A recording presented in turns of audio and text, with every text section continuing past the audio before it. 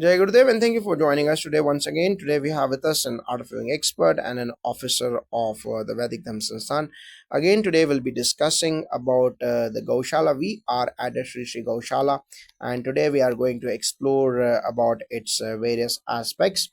Could you describe the spiritual symbolism of Krishna's Gocharan Leela? Jagadev, yes, absolutely. The Gocharan Leela, where Sri Krishna, in his bright and attractive divine form, leads the cows into the forest, is not just a simple pastoral tale. It's a sublime teaching in action. When Krishna walks, cows flank him lovingly, and his friends, the Gopas, follow with devotion. This divine parade is so enchanting that even Gandharvas, Yakshas, and celestial beings pause to witness the divine dance of life. Here, Krishna is not just a cowherd, he is a Jagannayanta, the supreme controller, Sri Hari Vishnu himself in human form.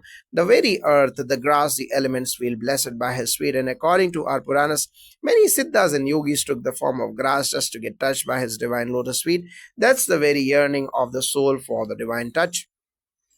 So, what is the deeper Vedic implication of yogis turning into grass to receive Krishna's touch?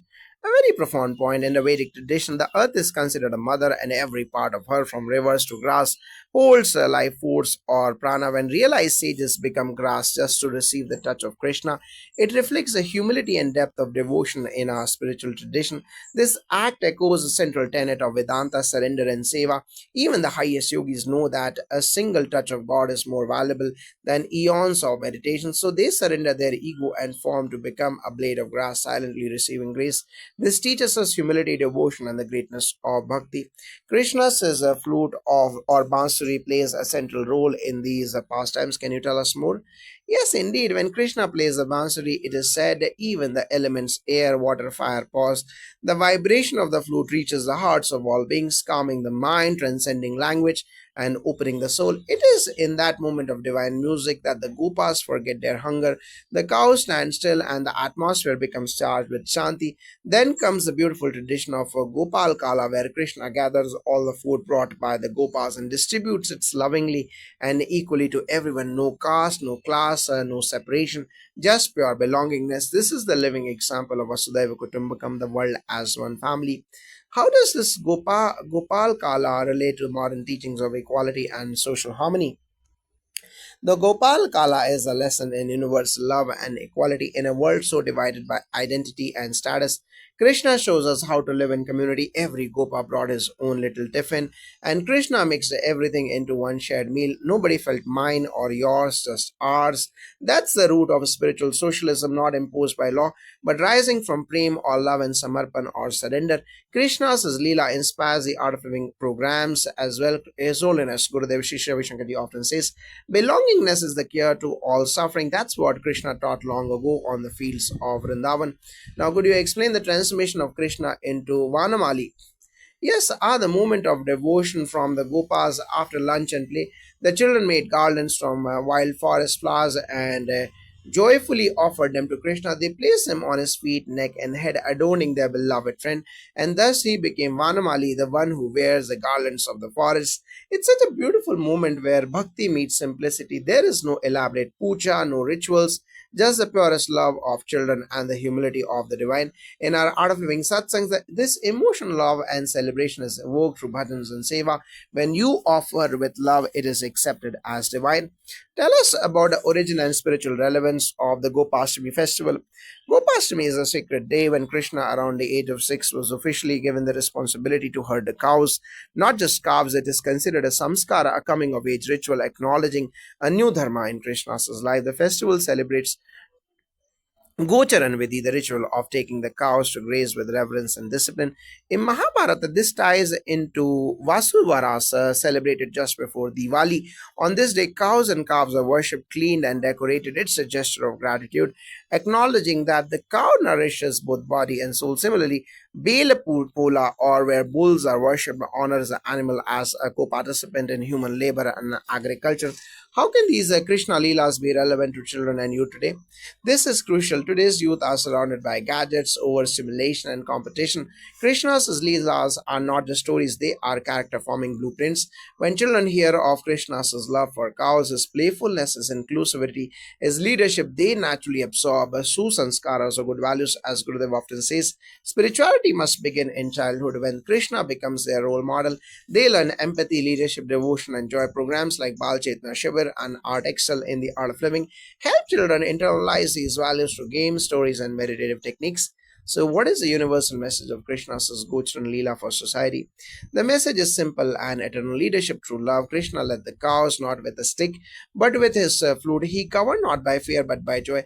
That is dharma in action. Care for nature or Goseva, inclusivity, selfless sharing, or Gopal Kala, and a deep sense of belongingness. These are values we must bring into modern life. Thank you for this immersive journey into Krishna's Leela. In a world yearning for harmony and compassion, these ancient stories carry the timeless fragrance of truth.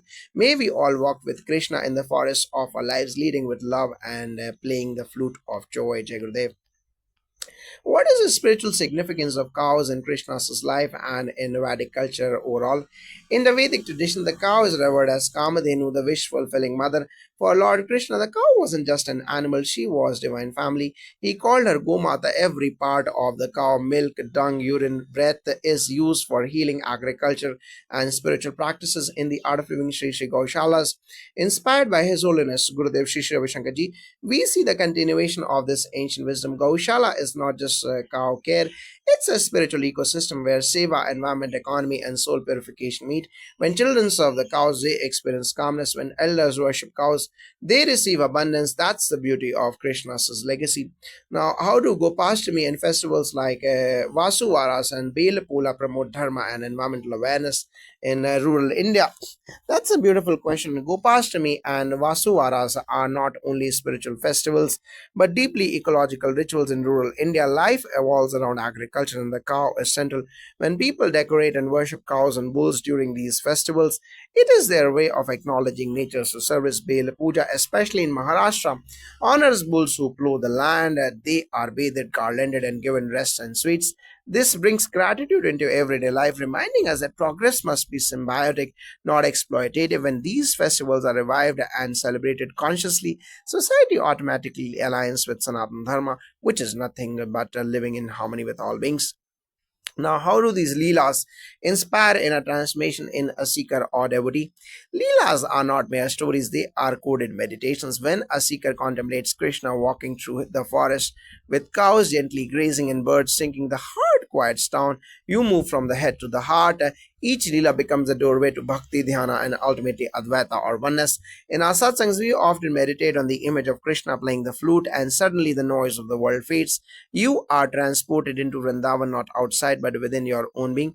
This inner Vrindavan is what Gurudev points us to, where joy is spontaneous, belongingness is natural, and every moment becomes divine play. From the perspective of scriptures, what is Krishna? Why is Krishna called Gopala and Vanmali? The names Gopala and Vanmali are filled with spiritual depths. Gopal means from go meaning cow, and Pal means protector or nourisher, but symbolically go also means Indriyas, our senses. So Gopal is the one who nurtures and governs the senses. In yogic terms, Krishna is the inner master who harmonizes our scattered senses and leads them toward the divine. Vanamali means the one adorned with forest flowers. The garlands offered by his friends symbolize innocent devotion. Krishna did not need royal jewels. He accepted the wildflowers of the forest because they were offered with love. This name reminds us that bhava or feeling behind an offering is more important than the offering itself. Now, what message would you like to give to parents and educators about introducing Krishna Leelas to children? Krishna's life is the perfect curriculum, joyful, wise, and value based. As educators and parents, our role is not just to teach arithmetic or grammar, but to impart the art of living. Through Krishna Leela, children learn compassion from Go Seva, sharing and inclusivity from Gopala Kala, leadership without ego from Gocharan Vidhi, and connection with nature from Vanmali Leela. Introduce these stories to music, drawing, dance, and simple meditations. When Krishna becomes a friend to a child, they grow fearless, joyful, and grounded. Now, how does the Vedic Dharma Sansthan support such celebrations and cultural survival? At Vedic Dharma Sansthan, we conduct regular Gopashtami celebrations, cow protection campaigns, Vedic storytelling sessions, and Gaushala Seva Yatras. We collaborate closely with the Art of Living to ensure that these ancient traditions are made relevant, interactive, and inspiring, especially for youth. We also publish authentic literature, host Goshala visits for school children, and conduct ritual workshops where the science and symbolism behind Vedic rituals are explained. We are not preserving just rituals but reviving rasa, the divine joy behind every celebration. Thank you for this profound and heart opening conversation. Krishna's Gocharan Leela, Gopal Kala, and the festivals like Gopashtamiki and Vasuvaras are not just moments in mythology, they are eternal reminders of how to live with love, joy, reverence, and harmony with all beings. May we all in our daily lives take inspiration from the simple yet divine footsteps of Krishna in the forest. Let us lead with the flute, not with force. Let us serve, not dominate. Let us celebrate every moment as a Leela. Jai Gurudev. Jai Shri Krishna. Jai Gomata. Jai Gurudev. Jai Shri Ram.